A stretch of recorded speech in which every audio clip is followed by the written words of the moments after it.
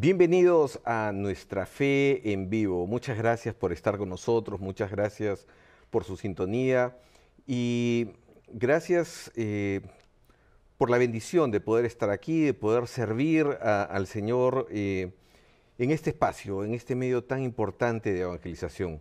Ya se habrán podido ustedes dar cuenta que en este momento tenemos un invitado muy especial, Francisco. Bienvenido, Pablo. Muchas gracias por estar aquí con nosotros. No, muchas gracias a ti. Y bueno, aunque yo creo que las palabras sobran, mucha gente ya se habrá dado cuenta de dónde eres. Cuéntanos. Bueno, soy chileno, soy chileno, vengo de Chile, de Viña del Mar, y bueno, estoy muy contento de poder estar aquí con ustedes en EWTN y este tiempo que estoy pasando acá. Muchas gracias. Gracias, Francisco, por estar con nosotros. Gracias por tu tiempo. Y antes de comenzar, como siempre, vamos a comenzar el programa con una oración. Pero quiero que hagamos una oración muy especial. Ya se habrán dado cuenta que Pepe no está. Me ha tocado hoy el honor, el privilegio de tomar su lugar hoy día. Y la razón por la cual Pepe no está es porque la semana pasada su esposa la tuvieron que llevar al hospital y le han diagnosticado una leucemia. Ellos están muy bien, están muy tranquilos, están rezando, están confiando muchísimo porque ellos son gente de oración, son gente de Dios. Pero quiero pedirles de manera especial a ustedes, nuestros queridos televidentes, que recen de manera especial por Pepe y por sus intenciones, y por Viri, su esposa. Y yo creo que no hay mejor oración que la del Padre Nuestro. Por eso recemos ahora todos juntos esa oración, la oración que el Padre nos enseñó. Padre nuestro que estás en el cielo, santificado sea tu nombre, venga a nosotros tu reino, hágase tu voluntad, así en la tierra como en el cielo. Danos hoy nuestro pan de cada día, perdona nuestras ofensas, como también nosotros perdonamos a los que nos ofenden. No nos dejes caer en la tentación y líbranos del mal. Amén. Gracias, Señor. Te damos gracias por todas tus bendiciones y podemos de manera especial a Pepe y a Viri en tus manos cariñosas, tus manos que saben cuidar, tus manos que saben acariciar. Quiero pedirles además, por favor, a los que nos siguen, a todos ustedes que tienen Facebook, suscríbanse a la página de Pepe, mándenle un mensaje, exprésenle sus oraciones. facebook.com/Fe en Vivo. Repito, facebook.com/Fe en Vivo. Y antes de continuar con la entrevista que vamos a tener con Francisco, también quería comentar una noticia que nos ha partido el corazón, una noticia que nos tiene a nosotros con el corazón en vilo. Y es que en estos días pasados, en realidad el día de ayer domingo, este programa se estrena los días lunes, el Estado Islámico decapitó a 21 cristianos, egipcios, cristianos coptos. Y hermanos, hay que rezar por la paz en el mundo. Hay que entender que nuestro cristianismo nosotros no lo tenemos de gratis, que hay mucha gente que está siendo perseguida por la fe. Leía la vez pasada que hay unos estudios que se han hecho y en el siglo XXI se va a conocer como el siglo de los mártires, pues desde el 2000 hasta la actualidad se calcula que cerca de 100.000 cristianos han sido asesinados al año. Sí, 100.000 cristianos asesinados al año, asesinados, perseguidos por la fe, lo cual hace un número de unos 11 cristianos por hora. Es decir, cuando termine este programa van a haber habido 11 cristianos asesinados. Hermanos, la fe que tenemos es un don y hay que aceptarlo, hay que vivirlo con alegría y es una fe que nos ha sido dada para entregarla, para entregar nuestra vida. Y hablando de esta entrega, ahora quiero hablar con Francisco. Coméntanos un poco sobre esta noticia. Bueno, mi nombre es Francisco, como ustedes saben, soy laico dedicado a la evangelización ya hace varios años. Pocos, me imagino, de tanta gente que se ha dedicado, pero yo por lo menos he dedicado tiempo completo hace 10 años a la evangelización, particularmente dedicado este último tiempo a los jóvenes. Tuve mi encuentro personal a los 13 años y ese encuentro personal que tuve con Dios fue gracias a una situación muy particular, dolorosa en su momento, pero no por eso una situación que Dios no pudiese escribir derecho en renglones torcidos, ¿no? Nació mi sobrino Tomás con una hidrocefalia, producto de que él nació prematuro. Y cuando Tomás nació prematuro, sus pulmones no estaban maduros y eso ocasionó un derrame cerebral y eso ocasionó a su vez también una hidrocefalia severa. Entonces los médicos lo dieron por muerto, para ser sincero. Nos dijeron a quemarropa familiarmente que Tomás no iba a vivir. Antes que continúes, ¿cuál es tu edad ahora? 28. 28 años. 28. ¿Qué edad tenías tú en ese 13 momento? años, son 15 años ya que pasó esto. Y bueno, nos dijeron a quemarropa como familia, bueno, ¿saben qué? Tomás se va a morir, no hay ni una posibilidad. Y si es que él queda con vida, queda con una parálisis cerebral y una ceguera de por vida. O sea, ese era el diagnóstico piso para una vida. Pasado el tiempo, nosotros participábamos familiarmente en la iglesia, pero como yo digo, éramos católicos 007, eso que nadie sabe que son católicos, eso por cumplimiento, que cumplen y mienten, ¿no? Y con licencia para matar. Y justamente, entonces, pero estábamos en esa dinámica, teníamos una experiencia de alguna u otra manera superficial del cristianismo y de la fe, íbamos a misa pero sin entender de qué se trata, yo participaba como acólito, me acuerdo en una de las parroquias de Quilpué, junto con varios amigos, etcétera, pero también en una fe muy infantilizada, desde una experiencia superficial, sin entender, más como una actividad más, así como participaba en la banda de guerra de mi colegio y también participaba en la iglesia. Entonces, esta circunstancia nos trajo a nosotros también una experiencia muy interesante. Mi hermana Marcela tuvo un encuentro personal en un grupo de la Renovación Carismática. ¿Tienes cuántos hermanos? Una hermanas? sola, gracias a Dios, y con esa me basta y me sobra, no mentira. Yo lo digo con broma, pero gracias a Marcela, la experiencia de... Porque las hermanas son una bendición. Son realmente. una bendición, sí, claro, pero hay un tema, lo acabo de decir en la serie, cuando son hermanos mayores, ¿no? Te toca ser el menor y te toca estar para todo, ¿no? Pero tengo una gran relación con mi hermana Marcela, la amo mucho, y ella también nos llevó a este camino de la fe. Teníamos una experiencia, como te decía, superficial de esta experiencia de la iglesia, de Dios.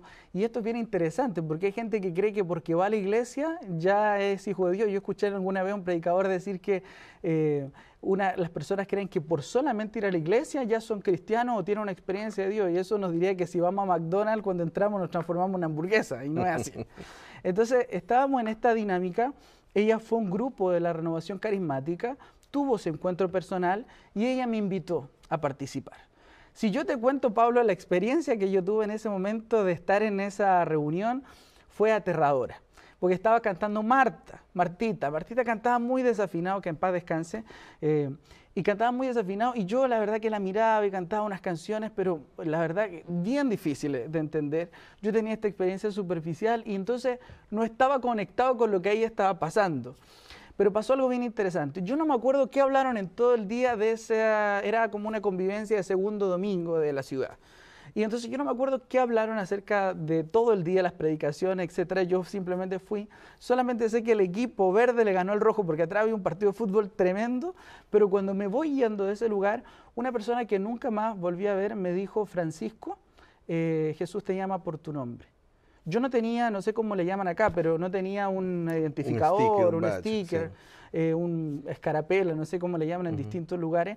Entonces, a mí me llamó mucho la atención. De principio pensé que Marcela le había dicho algo a alguien para que me dijera, pero luego entendí contextualizar otra cosa. Un poco esto. ¿Esto dónde ocurre? ¿En qué parte de Chile? Esto ocurre en Villa Alemana, que es la ciudad donde yo viví después de nacer en Viña del Mar. Yo nací en Viña del Mar, después por trabajo mi mamá se cambió a una ciudad mucho más interior, No es campo, algunos de broma dicen que es así, pero yo considero que no. Pero es una ciudad muy, muy interesante y esto fue en un contexto de una actividad de domingo por la tarde, con hartas personas, más bien adultas. La renovación en general en Chile tiene un target de edad más bien avanzado, entonces esta experiencia no era como para jóvenes. Ahora, digamos, siguiendo con este contexto, ¿ustedes como familia ya habían recibido la noticia de este sobrino que está enfermo? Claro que sí.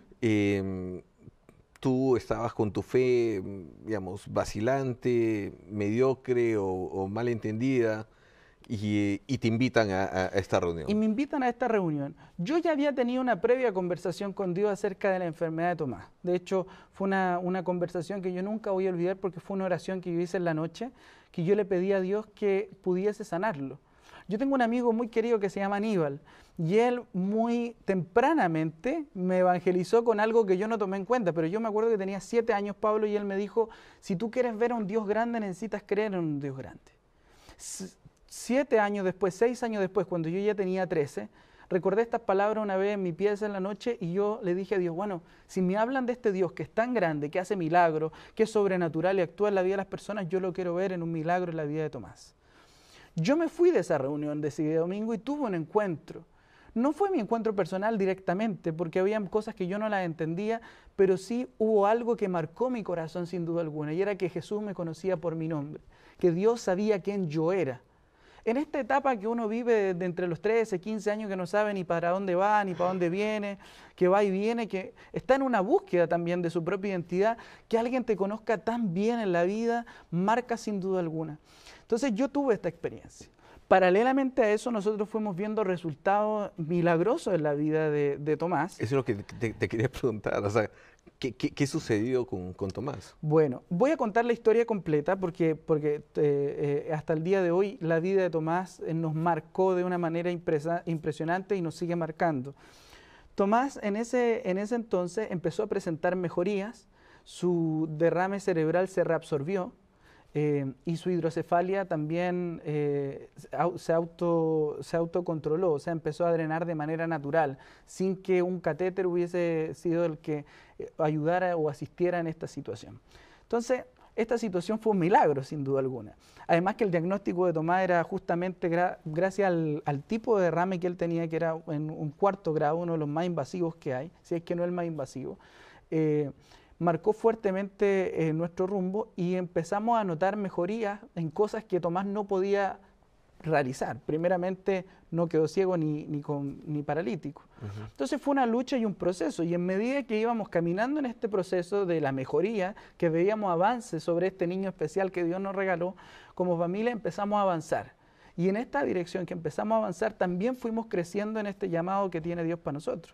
Ya esa relación de superficialidad que teníamos de un Dios lejano, de un Dios que está simplemente en la oración por costumbre cultural, religiosa, pasó a ser una experiencia de vida que transformó nuestra vida y nuestro corazón. Ahora, la experiencia de dolor es una experiencia que no se transforma de un día a otro, ¿no? Digamos, yo entiendo que, por lo menos hasta lo que vas contando la historia en ese momento, había mejoría, pero, digamos, hay un hecho doloroso de todavía ver al niño enfermo. Sin duda, porque, a ver, alguien que no ha tenido un niño especial no lo puede imaginar. Yo, sinceramente, no es que este pensamiento sea egoísta a la hora de conversarlo con alguien que no ha tenido, yo lo miro hoy, esa gracia, ¿no? Alguien lo pudiese ver como desgracia, pero yo te digo esa gracia.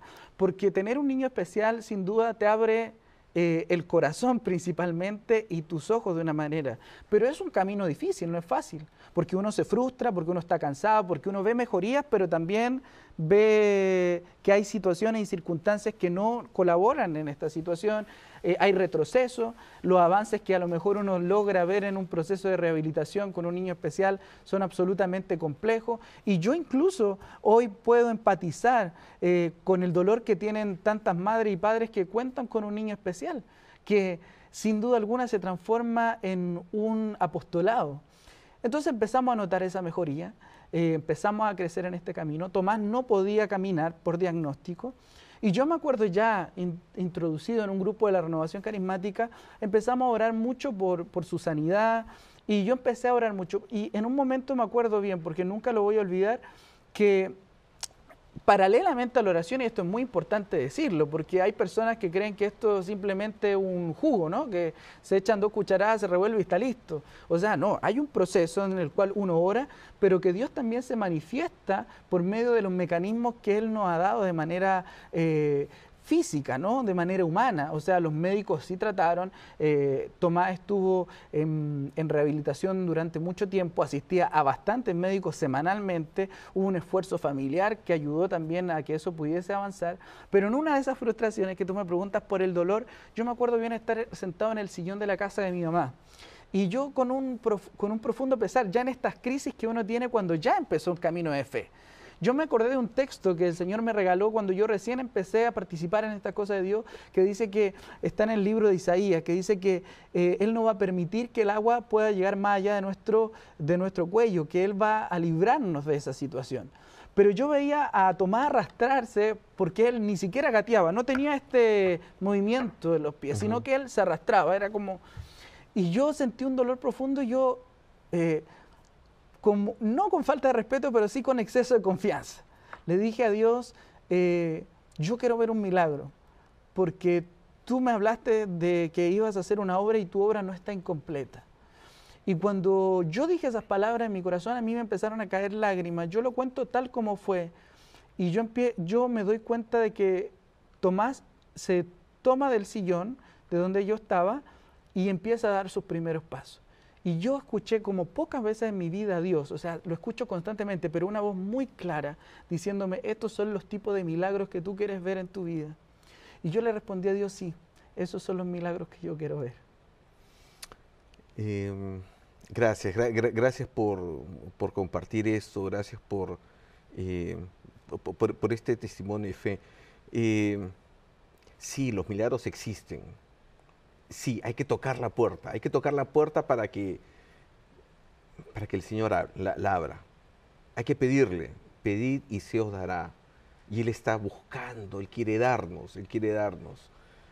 Pongámonos en oración, pidamos por aquello que está en el fondo de nuestro corazón, por aquello que nosotros queremos, por aquello que nosotros deseamos, por aquellas personas a las cuales amamos. Pidamos siempre a tiempo y a destiempo porque los milagros existen los milagros. Así es. A partir de esa situación de Tomás en mi vida, yo decidí tomar una decisión temprana. O sea, tuve mi encuentro personal a los 13 años, en mayo, yo cumplo en junio y fue a los 13 años, porque el día en que tú te encuentras personalmente con Dios no se olvida más en tu historia, está marcado. De hecho, recuerda ese capítulo cuando Jesús se encuentra con los discípulos de Juan el Bautista, ¿no? Y dice que cuando le preguntaron ¿dónde vives? Y qué hora es, y saben perfectamente el momento en que eso pasó. También pasó con la mujer samaritana que dice al mediodía en Sicar. O sea, porque cuando tú te encuentras personalmente con Dios cara a cara, ese día no se te olvida.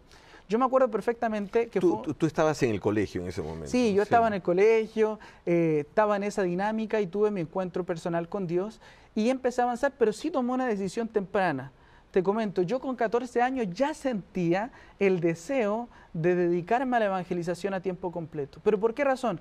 Porque esta experiencia de Tomás en medio de mi vida, esta experiencia de Dios operando en mi favor, en mi espalda, cambiando vidas, restaurando corazones, haciendo cosas nuevas en mí, yo quería transmitirla a otras personas. Hay una amiga mía que yo quiero mucho, que es Sandra Sala, y tiene una frase que a mí me encanta y yo la ocupo siempre, que es ¿qué es lo más hermoso que le puede pasar a una persona en la vida? Y siempre cuando decimos esto en la iglesia, en los grupos, decimos es conocer a Dios. Y ella siempre dice, no es conocer a Dios. Y todos quedan así con cara de huevo frito. Y dice, lo más hermoso que a alguien le puede pasar en la vida es que otro pueda conocer a Dios por ti.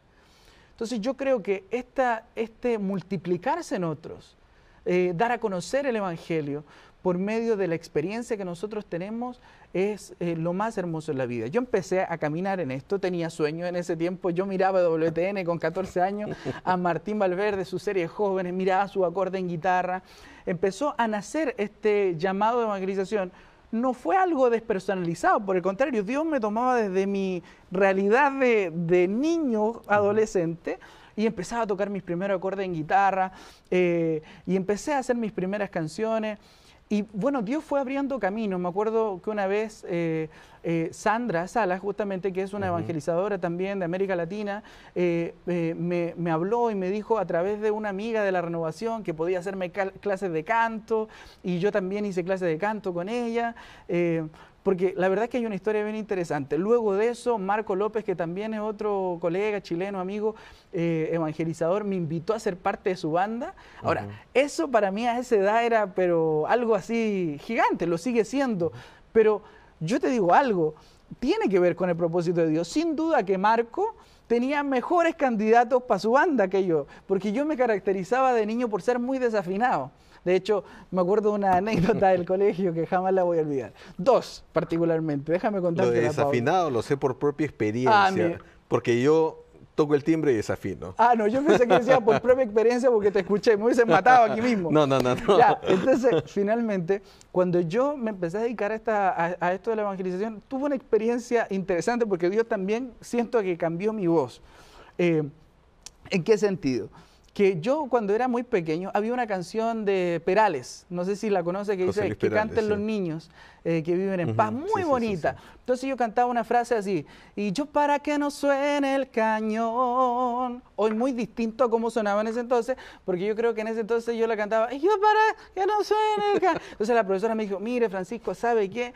Usted va a cantar mejor que canten los niños que viven en paz con todo el coro atrás, pero ese solo lo va a hacer otro compañero. Y deja a los niños en paz. Y deja a los niños en paz. Y además de eso, me acuerdo, profesora Rosita, la profesora de canto en el Colegio Nacional, hasta donde estuve, tercero básico. Me acuerdo que le dije yo, estaba en segundo básico y le digo, profesora Rosita, yo quiero poder entrar al coro. A ver, cánteme algo. Y le canté algo y me dice, bueno, cuando suban las notas. Yo tenía promedio 7, si no me equivoco, en segundo básico. O sea, yo 8, 9, nadie tiene mal promedio cuando va a ¿Cuál era el máximo? 7. No, digamos, 7 tenías, pero... No, 7 es el máximo, entonces okay. Cuando suban las notas, o sea, cuando inventen otra escala para ti, vas a poder entrar al coro, fueron otras palabras. Ahora, eso fue segundo básico, ya después cuando uno va creciendo, va bajando esa nota de 7. Entonces, esa experiencia fue llamándome. Me invitaron a participar de esa experiencia, como te decía, Marco, a ser de su banda, me enseñó bastante. Yo miraba de su apostolado, el de Marco, el de Sandra, como referente. Me acuerdo, a ambos yo creo que los debo haber molestado muchísimo. Yo quisiera que ahora en el segundo segmento hablemos un poco más sobre tus tareas pastorales, lo que estás haciendo ahora. Pero termina de contarme la historia. ¿Qué pasó con Tomás? Tomás falleció cuando él tenía 10 años. 5 años atrás, se reactivó su hidrocefalia y Tomás se fue al cielo. Hay algo bien particular de eso, porque yo he dicho que a Dios lo he escuchado fuertemente varias veces, pero cuando yo hice mi primera oración le dije, sana a Tomás, pero por el tiempo que tú estimes conveniente que es necesario. Y cuando eso pasó, yo me acuerdo que yo me frustré mucho cuando Tomás estuvo grave los últimos 5 días y que yo le reclamé mucho a Dios ya teniendo una experiencia, teniendo un ministerio, porque el asunto era el siguiente, Pablo. Yo le decía a Dios, ¿y ahora de qué le predico a la gente? Porque durante todos estos años le he dicho que tú eres un Dios que hace milagros y a mí el mío se me muere. Y ahí fue donde yo recibí parte del concepto de este libro y la serie que estamos haciendo aquí en WTN. Porque yo sentí que Dios me respondía y me decía, fíjate, porque Dios habla muchas veces no de una manera que uno quiere, decía, pantalones, Francisco. Yo decía, pantalones, ¿por qué? Y Él trajo a mi pensamiento esa primera oración, por el tiempo que sea necesario. Y Dios pasó por mí toda nuestra historia familiar. Mi papá era alcohólico en ese entonces, antes de que llegara Tomás. Mi mamá constantemente con situaciones de depresión, de amargura. Mi hermana no tenía una experiencia de Dios, yo tampoco. La vida de Tomás fue lo que Dios usó para cambiar toda mi vida. Yo puedo decir hoy día que desde que tuve mi encuentro personal, que fue en el año 2000, al día de hoy, que estamos en el 2015, mi papá no bebe ni una gota. Son 15 años. Bendito Dios sea restauró Dios. a mi familia por medio de esa experiencia en que Dios me habló de eternidad. Entonces yo, cuando le dije a Dios, ¿de qué voy a hablarle a esta gente? De que yo le hablo finalmente de que hacen milagros. Y yo escuché también de parte de Dios esta frase que está en este libro. Dice, es fácil hablar de eternidad y de que yo soy la vida eterna cuando a ti no se te ha muerto nadie. Pero cuando se te ha muerto alguien cercano, es que es verdaderamente donde tú conoces la verdadera eternidad que marca el corazón. Y eso es interesante, porque es fácil muchas veces hablar de la eternidad cuando uno no tiene ni un problema, cuando no tiene ni una dificultad. pero hablar de la eternidad que Dios viene a ofrecernos a nosotros, hablar del propósito que Dios tiene de eternidad para cada uno de nosotros cuando uno tiene situaciones difíciles en la vida, es lo que finalmente encarna el Evangelio. Sí, hay un concepto que yo creo que es importante en todo esto, ¿no? Y es el hecho de que la fe, todos estamos invitados a vivir la fe, pero hay que entender la fe como una experiencia de noche. Porque si fuera día, donde pudiéramos ver absolutamente todo, no necesitaríamos la fe. Pero entender la fe como esta experiencia de noche, esta experiencia en la que me permite a mí saber que está la luz ahí detrás, está esa luz iluminándome, que esa luz reflejada en esa bella luna, esa luz reflejada en las estrellas. Esa es la experiencia de fe, ¿no? Así es, porque la fe finalmente la palabra lo dice, es la certeza de aquello que yo no puedo ver. ¿Y cuándo uno no ve? Cuando está en la oscuridad máxima. Yo creo que hay muchas personas hoy día que nos están escuchando que están pasando situaciones de oscuridad. Se preguntan por qué hay ciertas situaciones que causan dolor, por qué hay cosas que no comprendemos. O sea, si tú me preguntas, Pablo, desde mi humanidad, entiendo la experiencia de que hayamos tenido a Tomás y luego se muera. En ese instante no. Pero cuando uno es capaz de mirar desde los ojos, desde la fe, con una visión de eternidad, es capaz de entender finalmente que Dios siempre opera en nuestro favor y que incluso aquello que pareciera que es negativo y nocivo en medio de nuestra vida, tiene un propósito y un plan. Hay una historia muy interesante para eso, pero es muy larga. Pero sí, vamos a hablar un poco más sobre eso, vamos a hablar un poco más en el siguiente bloque de cómo esa experiencia de fe se está traduciendo ahora en tu vida, en las decisiones que has tomado, que te han llevado a evangelizar y que ahora te ha traído a hacer esta nueva serie en EWTN. Y con los ojos puestos en eternidad, con los ojos de fe, vamos a nosotros continuar elevando nuestra oración, teniendo una actitud de confianza absoluta en el Señor. Y una vez más, quiero pedirles oración, por favor, de manera especial por Pepe y por su esposa Viri. Quería anunciarles también, antes de este corte que vamos a hacer, que a partir de marzo, estos programas semanales que nosotros tenemos, Nuestra Fe en Vivo, Conozca Primero su Fe Católica, Cara a Cara, Mientras el Mundo Gira con el padre Willy Peña, que son programas que se han estado transmitiendo a las 6 de la tarde, esto siempre en Estados Unidos, en nuestra señal, lo que llamamos nuestra señal doméstica. A partir del mes de marzo van a comenzar a transmitirse a las 8 de la noche, hora de Miami. Y en el mes de abril, también esto va a suceder en nuestra señal internacional. Y si he sonado muy complicado y muy enredado, se los explicaré mejor ahora que regresemos de este pequeño break. No se vayan, quédense aquí en Nuestra Fe en Vivo.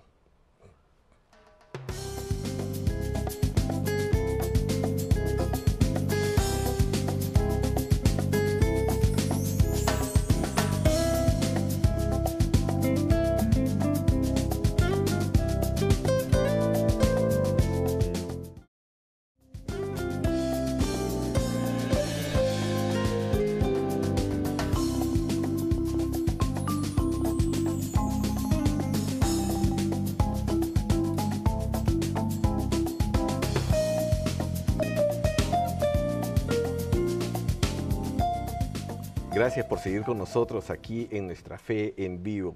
Y si había parecido un poco enredado al terminar el bloque anterior, quiero tratar de desenredar esa madeja que tejí hace un momento.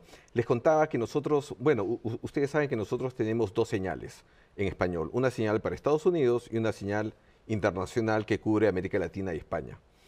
En nuestra señal doméstica o la señal de Estados Unidos, a partir del mes de marzo, nuestros programas estelares, es decir, Nuestra Fe en Vivo, Mientras el Mundo Gira, Conozca Primero su Fe Católica y Cara a Cara con Alejandro, que suelen ser transmitidos a las 6 de la tarde, hora de Miami, a partir del mes de marzo, se van a transmitir a las 8 de la noche, hora de Miami. Hagan ya ustedes la conversión. Eso es en la señal doméstica. A partir del mes de marzo, a partir del mes de abril, esto mismo va a suceder en nuestra señal internacional, es decir, América Latina y España. El programa se va a transmitir a las 8 de la noche, hora de Miami. Ustedes ya hagan su conversión. Entonces, bueno, nos habíamos quedado con esta historia, con este testimonio fascinante, Francisco.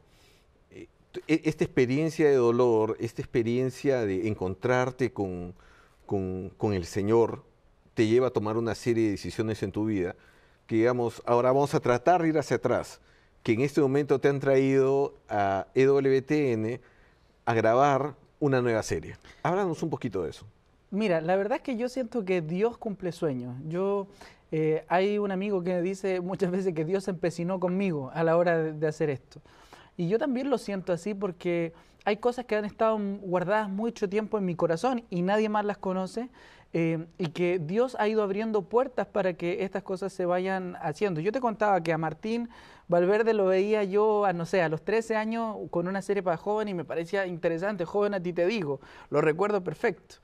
Y de pronto yo decía, sería interesante en algún momento grabar una serie para jóvenes, pero hasta ahí, ¿no? Lo mío ha ido evolucionando en el último tiempo porque yo decidí justamente dedicarme a la evangelización a tiempo completo. Hoy estoy a tiempo parcial porque trabajo también en el Senado de la República de Chile con un senador de la República, y ese trabajo surge también gracias a la evangelización. Te puedo contar de eso enseguida. Y empecé entonces a dedicarme a la evangelización, a cantar con otros hermanos de este ministerio, y empecé a hacer un trabajo también como solista. Grabé mi primera producción musical que se llamó Navegar hacia tu amor, y que gracias a esa producción musical también el ministerio de alguna u otra manera fue teniendo otra visibilidad durante los últimos años. Desde ese momento en que yo tomé la decisión de dedicarme a tiempo completo, avancé en la dirección. ¿Qué es lo que pasa con tus papás cuando tú les dices, mira, no quiero estudiar, he terminado el colegio, quiero dedicarme a evangelizar? No, con mi viejo no pasa nada porque mi viejo es de esos papás que tiene la última palabra en la casa y es lo que ella diga. Es una broma para él, pero es...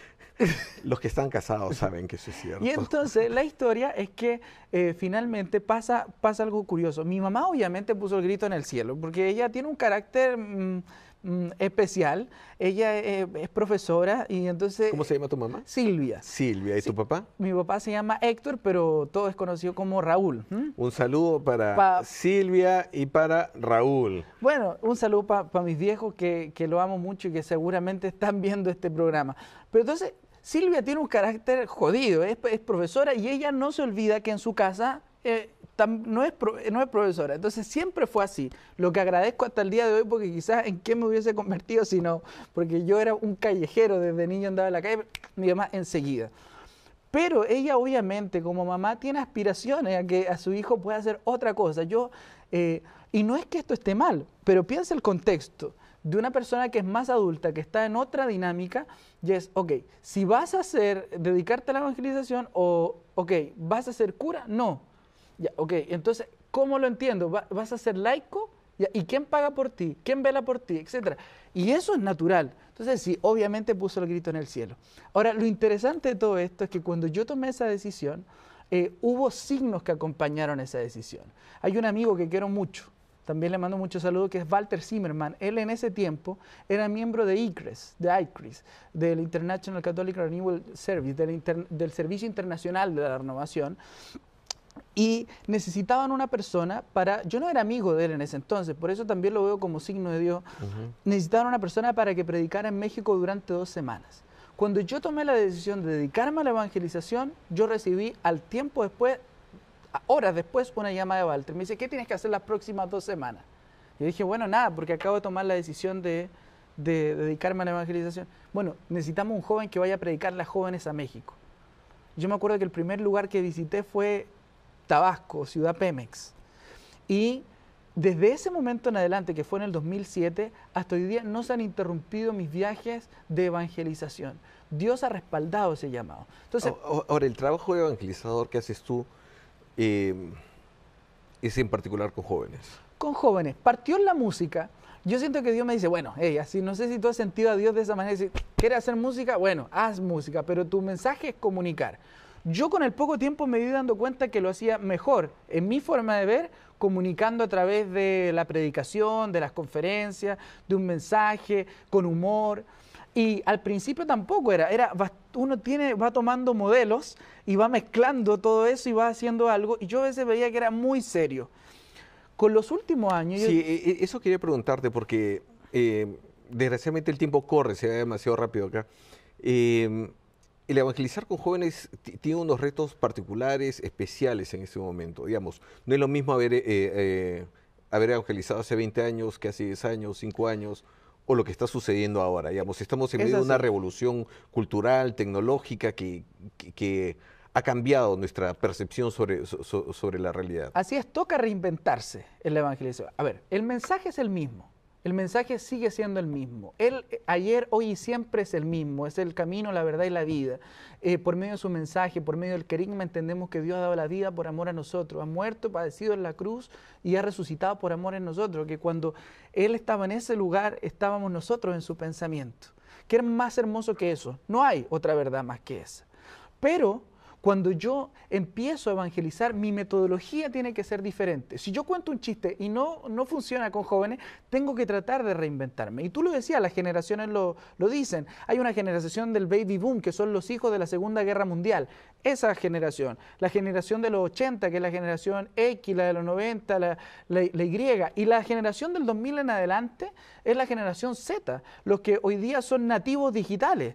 Quizás... En el caso tuyo, con todo respeto, Pablito, tú tuviste que integrarte a ver qué hacías en tu teléfono, cómo lo hacías, incluso a lo mejor algún amigo, hijo, etcétera, de 4 años te enseñó a usar tu celular, porque son nativos de esta generación. Entonces, nuestra metodología no puede ser una metodología anticuada. No podemos evangelizar a jóvenes de la generación Z con mecanismos del baby boom. Ahora, ¿cuál es el desafío que presenta el evangelizar al joven en la actualidad? Propiamente al joven es necesario precisar que es la evangelización de jóvenes. Espérate, y me tengo que aliviar después de la bala que me has metido generacional. No, pero particularmente con el joven el desafío es ese.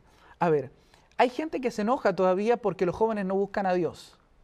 Y yo te pregunto algo, Pablo, desde la historia de salvación, desde atrás hacia adelante, si nos damos cuenta y somos objetivos, jamás el hombre buscó a Dios. Siempre Dios buscó al hombre. Entonces, no hay ni una diferencia en eso. Ahora, creo que nosotros tenemos que inculturizarnos. Bueno, en realidad yo creo que son dos encuentros, ¿no? Es el encuentro de Dios que baja hacia el hombre, pero al mismo tiempo siempre ha existido este hombre que ha buscado a Dios, aunque no ha sabido... buscarlo adecuadamente, hay una búsqueda general. Esa bella frase de Agustín que dice, ¿no? Mi corazón estará inquieto hasta que no descanse en ti. Claro, ¿no? hay una búsqueda eterna. ¿Por qué? Porque venimos de Dios, hemos sido criaturas de Dios y estamos en esa búsqueda. Sin saberlo, muchos jóvenes buscan a Dios. Eso es verdad. Pero hay una desesperación de pronto en la iglesia porque no están atendiendo las cosas que nosotros estamos haciendo.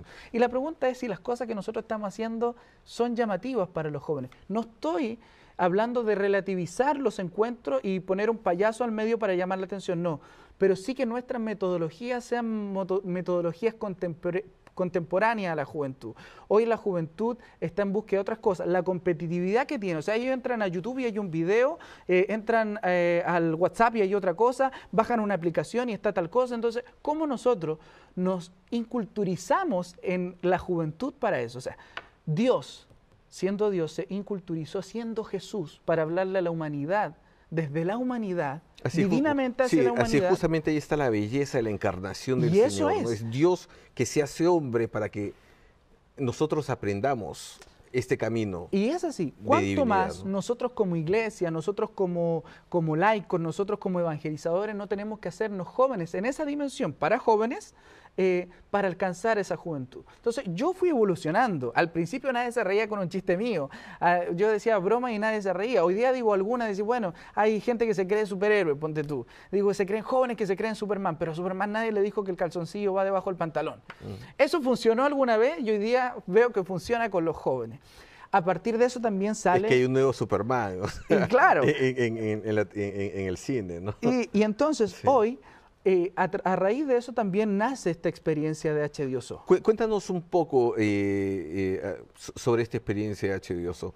Y quiero aprovechar para enseñarles el libro que Francisco ha escrito, que se llama H2O. Cuéntanos un poco sobre este concepto que todos sabemos que la fórmula del agua es H2O. Así es. Y tú has jugado con las palabras. Sí, es una analogía. H2O, la fórmula de la vida eterna, más que un libro, más que una serie de televisión, más que una aplicación futuramente en las redes sociales, mucho más que las conferencias que vamos a hacer de H2O, es una invitación a vivir un nuevo estilo de vida. A ser diferentes, a ser jóvenes distintos, ser una generación nueva que mire con los ojos de la eternidad. ¿Y cuál es el concepto? H, como tú bien decías, es en la fórmula del agua de H2O, es hidrógeno con oxígeno y eso forma el agua. H en esta fórmula, en esta analogía, no es hidrógeno, pero es hombre, desde el punto de vista de la humanidad. Es hombre que alcanza a Dios para alcanzar la eternidad que es omega. Entonces, hombre que abraza a Dios en su vida para alcanzar omega, que como Él se define, es el principio y el fin. El Apocalipsis lo dice, Él se define en eso. Entonces, esta analogía justamente habla de eso. Y los capítulos del libro y de la serie van en relación a esta fórmula que está basada en el principio de la mujer samaritana, del capítulo 4 de Juan, que cuando se encuentra con Jesús la samaritana anda en una búsqueda. Y Jesús le dice: yo puedo darte de un agua que va a saciar tu sed porque dentro de mí brotan manantiales de vida eterna. La fórmula de la vida eterna. Entonces, ¿de qué hablamos en esta serie? La sed es nada, la imagen es todo, que ustedes conocen, es un eslogan que está también ocupado de manera distinta para hablar que muchas veces lo que menos importa en la juventud hoy día es la sed genuina, pero sí muchas veces importa más lo que proyectamos como imagen. Tiene que ver mucho con la apariencia, con la autoestima, etcétera. Bebidas de fantasía. ¿Cuáles son las bebidas de fantasía que hoy día los jóvenes están atendiendo en medio de su vida? ¿Cuáles son esos caminos alternativos a esa felicidad, a esta fórmula de la vida eterna? Efectos secundarios. Cuando yo tomo una bebida de fantasía, tengo un efecto secundario. En algunos casos puede que a alguno le brote otro dedo y sean 6 dedos, ¿no? A otro puede que le salga una oreja de más. No sé. Bueno, cualquier bebida gaseosa que se tome como efecto de secundario, en primer lugar... Calorías. Claro. Es agrandarse hacia el lado, ¿no? Así es. Luego siga participando, que es otro capítulo que es típico. Tú destapas una y en vez de ganarte otra te sigue participando. Este concepto de que estas bebidas de fantasía nunca te llevan a un buen resultado. Las malas decisiones siempre te llevan a abrazar una vida de miseria. Hay un capítulo ahí, hay un texto que nos regala la palabra de Dios, Romanos 3:23. El salario del pecado es la muerte. Después de eso, retornable o desechable. ¿Qué tipo de vida tú quieres llevar? Y este es un imperativo a la juventud. ¿Qué vida tú quieres llevar? ¿Quieres ser una persona que bien o que mal?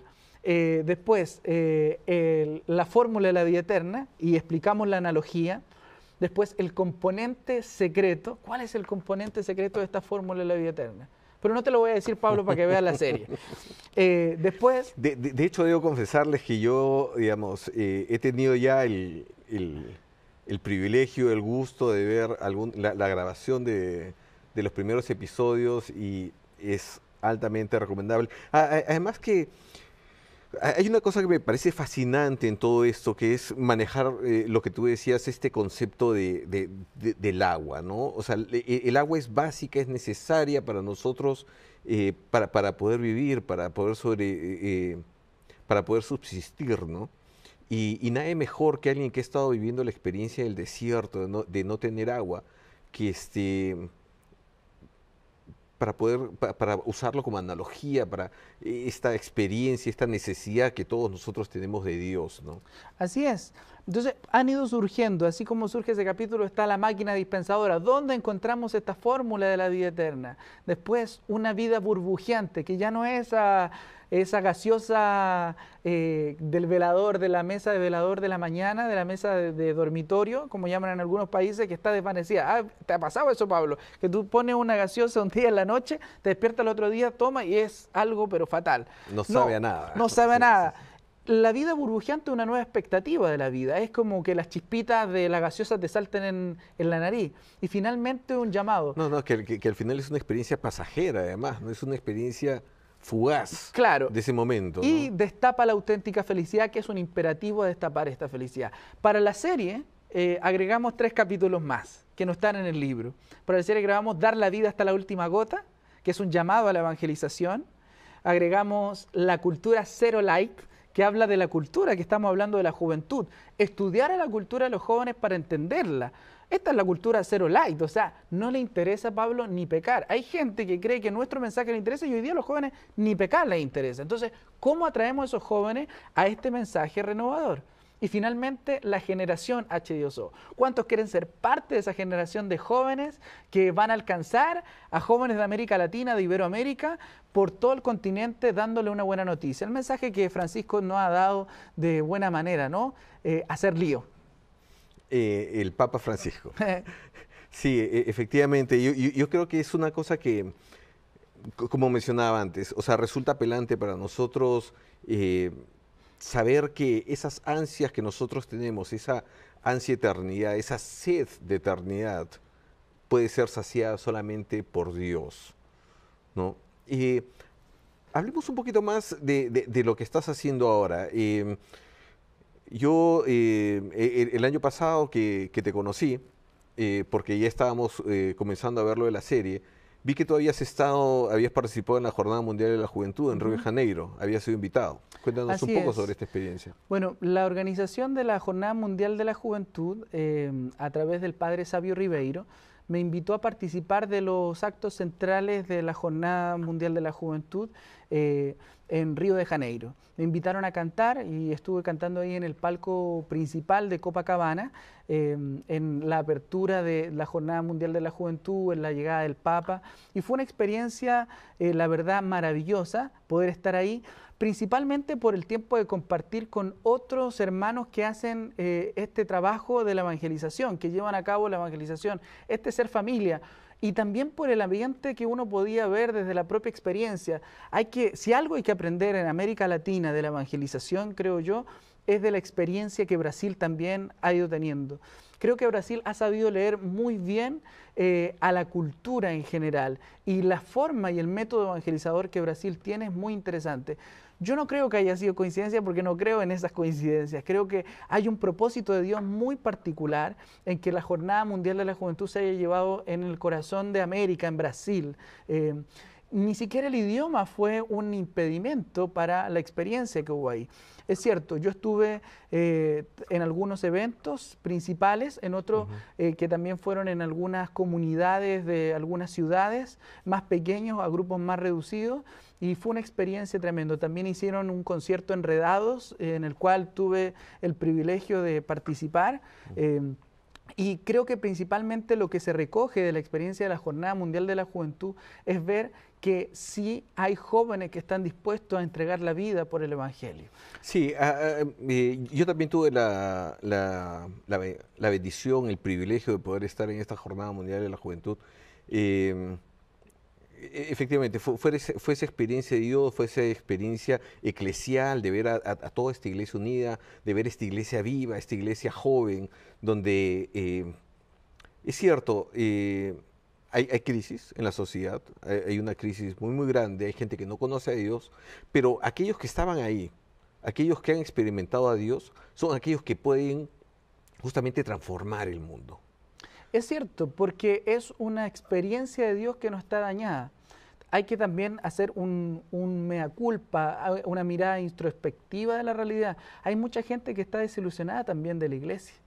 Algunos de manera equivocada y otros también con justa razón. Es también lo que yo conversaba contigo también en el almuerzo. Creo que uno en esta experiencia de fe también tiene que ser humilde y darse cuenta también de cuáles son los errores que nosotros hemos cometido. ¿Cuál es lo interesante de toda esta historia? Que esos jóvenes tienen una experiencia genuina y son la oportunidad de poder mostrar una cara distinta de la iglesia, una cara renovada y una cara que no viene con prejuicios, una cara que es abierta, que es amplia y que acepta a todo el mundo en esta iglesia que Dios hizo para todo el mundo. Así es, una iglesia que además es reflejo y tiene que ser reflejo de esa presencia del Señor Jesús que viene a buscarnos, que viene a cuidarnos, que viene a salvarnos, del rostro misericordioso del Padre, ¿no? Francisco, el tiempo se nos está acabando y no quiero que se vaya sin antes dar a la gente la información sobre dónde puedo ubicarte, cómo poder contactarte para que puedas seguir predicando y llevando este mensaje, que no es otra cosa que ese mensaje del Señor, ¿no? Bueno, estamos en todas las redes sociales habidas y por haber. Yo quiero invitar a que puedan meterse a Facebook. El Facebook es fácil, www.facebook.com/Francisco Abello, con B pequeña y doble L. También pueden meterse a la página de H. Dios O, que ya está en línea, y pueden ver también de qué se trata el libro, las conferencias, y solicitar alguna conferencia de este libro que vamos a estar próximo a lanzar, que es www.hdioso.com. Y también puede escribirme a mi correo personal, que es francisco@hdioso.com. Para los que tienen Twitter, también pueden hacer bulla por ahí, y el Twitter también es muy original, @Francisco Abello. Está todo ahí a la orden del día, y bueno, va a ser gustoso poder escucharlos a todos, verlos ahí y poder estar más en contacto. Simplemente precisar, la página es www.hdioso.com. Así es. Es Dios O, aunque se lea Dioso. Sí. hdioso.com. A momentos llego a ser odioso, pero no, la página es y Pablo lo sabe, es hdioso.com, y se puede meter ahí y va a ser feliz de poder estar en contacto. Creo que hoy las redes sociales nos permiten abrir nuestra experiencia. Y también creo que hay que hacer lío de esto, ir tuiteando las experiencias de los jóvenes, etcétera, de una mirada normal, y avanzar en esa dirección. Así que el que quiera escribir, feliz de la vida, vamos a estar al pendiente de poder responderle. Sí, el mundo digital nos presenta una serie de retos, ¿no? Retos y hay que estar presentes en todas estas plataformas. Hay que estar en Facebook, hay que estar en Twitter, hay que estar en Instagram, hay que ver qué cosas nos deparan estas nuevas tecnologías. No podemos estar al margen, hay que estar ahí. Y eso es muy cierto, Pablo, porque hay personas dentro de la iglesia que dicen, yo no me meto en ese lío. A ver, si usted no se mete en ese rollo, nadie más se va a meter. Ya hay un espacio que debemos ganar en ese lugar. O sea, hay espacio que hay que ganar en las redes sociales. A mí me encantó el otro día ver un amigo mío que es sacerdote, el padre Alberto Linero, que fue entrevistado por CNN en español, y que durante una hora habló de Dios encarnado y masivamente. Se aprovechan los espacios para hablar de la evangelización. Muchas veces tenemos también en la iglesia esa cultura como de satanizar todo, ¿no? No hay que satanizar, y es que, bueno, ya nos queda muy poco tiempo, y simplemente yo quisiera retomar una cosa de lo que tú dices ahora. Y una cosa que decía el Papa Francisco ahí en Río de Janeiro: no hay que balconear, es decir, no hay que ver la vida desde arriba, desde un balcón, hay que estar ahí, hay que saltar a la calle, hay que caminar con la gente, no balconeemos. Quiero darte muchas gracias, Francisco, por haber estado con nosotros, por haber compartido este testimonio, esta experiencia. Necesitamos jóvenes como tú también, que estén dispuestos a entregarse, a quemar las naves y a vivir el Evangelio. Gracias a tus papás por habernos prestado, gracias Chile. Y una vez más, antes de terminar el programa, quiero pedirles, por favor, recen. Quiero pedirles unas oraciones muy especiales por Pepe, nuestro querido Pepe, oraciones por su esposa, por Viri, que para los que recién nos están sintonizando, la semana pasada ha sido diagnosticada con leucemia. Nosotros tenemos la confianza plena y absoluta en el Señor, en el poder de la oración. Él es el que cura, Él es el que sana, Él es el que nos santifica. Suscríbanse a la página de Facebook de Pepe Alonso. Es Pueden escribirnos a feenvivo@ewtn.com. Repito, feenvivo@ewtn.com y a su página de Facebook, que es facebook.com/feenvivo. Así que, queridos amigos, una vez más queremos agradecerles, queremos exhortarlos a que recen con nosotros, recen por Pepe, recen por Viri, recemos por nuestra iglesia, demos gracias por esta experiencia de fe a la cual nosotros hemos sido invitados. Y como dice Pepe, una vez más, si Dios quiere, la próxima semana vamos a estar nuevamente aquí en nuestra fe en vivo. Y recuerden, cada día es un buen día para comenzar. Y el reto es que nosotros seamos santos. La próxima semana va a estar con nosotros Liana Rebolledo, quien viene por segunda vez al programa y va a compartir una vez más su experiencia personal, va a compartir en qué está su apostolado en este momento. Así que sin más, Francisco, muchas gracias. Gracias a ti, a Pablo y a toda la gente de aquí de WTN. Me he sentido muy cómodo estos días y estoy seguro que Dios siempre está en medio de nosotros. Me alegra. Muchas gracias, que Dios te bendiga, que les vaya bien a todos ustedes. Hasta la vista. Gracias, Francisco. Chao.